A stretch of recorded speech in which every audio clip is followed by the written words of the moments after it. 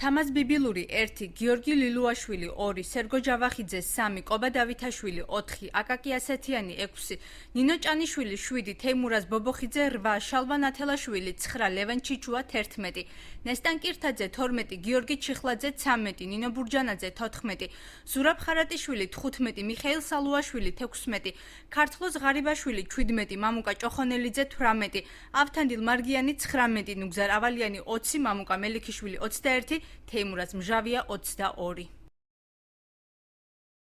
სულ 23 საპრეზიდენტო კანდიდატია დარეგისტრირებული CSKO-ში.